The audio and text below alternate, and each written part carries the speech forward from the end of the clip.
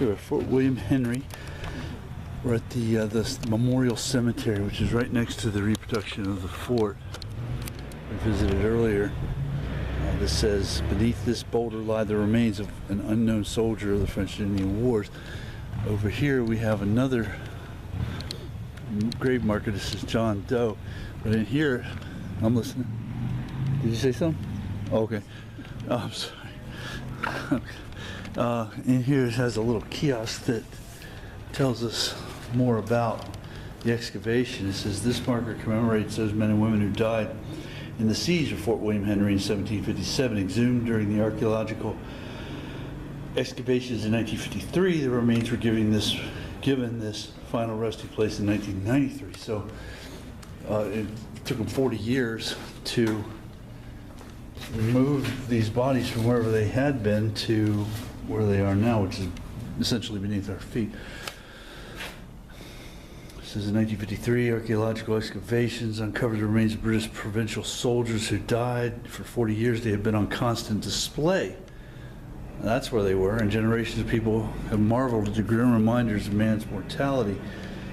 In 1993, these remains were reinterred where they had been found, this time with full honors. So they found them on this ground, and 40 years later, after displaying their skeletal remains, apparently here, on the site of this reproduced fort,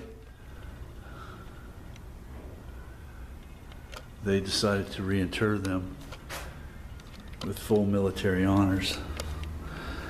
Now apparently we don't know how many there are, at least it doesn't say how many there are, but forensic evidence shows that there were diseases as well as musket balls that are the cause of death. And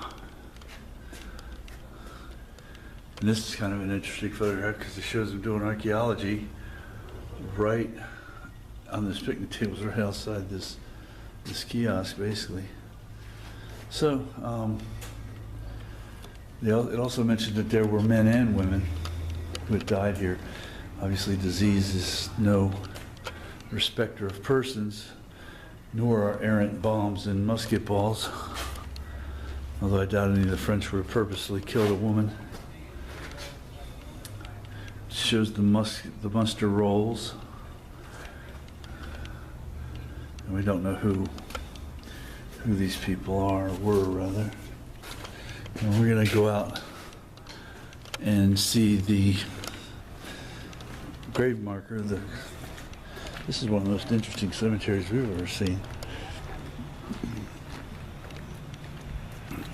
There's not much to it other than a grave marker that says John Doe, date to date, and gives a 20-year time frame. John Doe unknown, 1736 to 1756.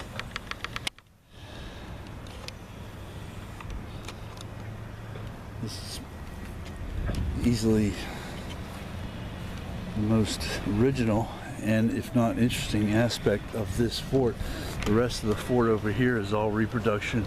There's a small part of a fireplace and a couple other pieces of stone that,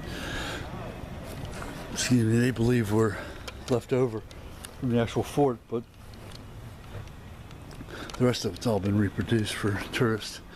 But it is the actual ground. They call it the footprint. That is where the fort was. It was how it was laid out. So not as quite as big or extensive as they show in the movies, but this is real. These are real people who really died here during that time and were buried in this ground right next to the fort.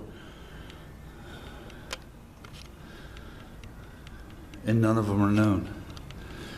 They're all unknown.